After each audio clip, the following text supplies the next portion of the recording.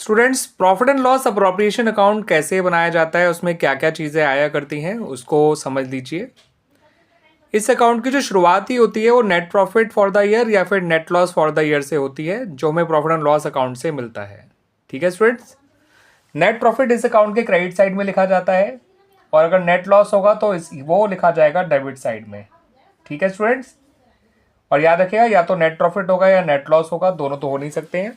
ठीक है, उसके बाद जो जो अप्रोप्रिएशंस हमें पार्टनर्स को देनी होती हैं वो सारी चीज़ें डेबिट साइड में लिखी जाती हैं। अब अप्रोप्रिएशंस क्या क्या होती हैं, एक होता है इंटरेस्ट ऑन कैपिटल, सपोज हमारे पार्टनर है एक्स और वाई। ठीक है स्टूडेंट्स, वो दिया जाता है उन लोगों को। उसके अलावा पार्टनर्स की सैलरीज, पार्टनर्स के कमीशन। ठीक है स्टूडेंट्स, और पार्टनर से हम कुछ लेते भी हैं जैसे कि इंटरेस्ट ऑन ड्राइंग्स, वो फर्म के लिए एक इनकम का काम करता है, दैट्स वाई इसको क्रेडिट साइड में लिखा जाता है। और अगर प्रॉफिट का कुछ पैसा फर्म जो है आगे बचा के रखना चाहती है तो उसको हम रिजर्व में ट्रांसफर करते हैं, फॉर एग्जांपल जनरल रिजर्व।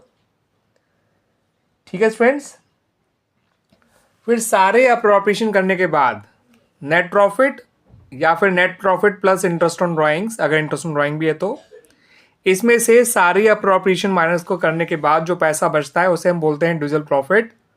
और इस डिविजिबल प्रॉफिट को हम पार्टनर्स के कैपिटल अकाउंट में या फिर उनके करंट अकाउंट में ट्रांसफर कर देते हैं। अगर पार्टनर्स कैपिटल अकाउंट फ्लक्चुएटिंग होंगे तो कैपिटल अकाउंट में जाएगा, अगर फिक्स्ड होंगे तो करंट अकाउंट में जाएगा।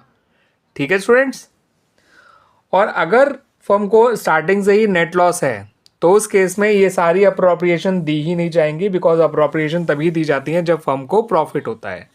लॉस होने केस में तो ये अप्रोप्रिएशन दी ही नहीं जाती हैं, इस बात को ध्यान रखिएगा। तो ऐसे में नेट लॉस में से अगर इंटरेस्ट ऑन ड्राइंग है तो उसको हटा दीजिएगा और बचा हुआ डिविजिबल लॉस पार्टनर्स में बांट दीजिएगा। कैपिटल अकाउंट फिक्स्ड होंगे तो आपका करंट अकाउंट में आएगा, फ्लक्चुएटिंग होंगे तो आपका पार्टनर्स कैपिटल अकाउंट में आएगा वो डिविजिबल लॉस। डिविजिबल प्रॉफिट हो या डिविजिबल लॉस, वो पार्टनर्स के प्रॉफिट शेयरिंग रेशियो में बांटे जाते हैं। और अगर पार्टनर्स के प्रॉफिट शेयरिंग रेशियो नहीं दे रखा होता है आपको तो आप उसको इक्वल जो है डिस्ट्रीब्यूट करेंगे, इक्वली डिस्ट्रीब्यूट करेंगे अमंग द पार्टनर्स। और याद रखिएगा profit and loss appropriation account में वही सारी चीज़ें आती हैं जिनका नेचर अप्रोप्रिएशन होता है, वो सारी चीज़ें जिन्हें हम चार्ज अगेंस्ट प्रॉफिट मानते हैं, जैसे कि interest on partners loan, manager salary, manager commission और रेंट टू अ पार्टनर।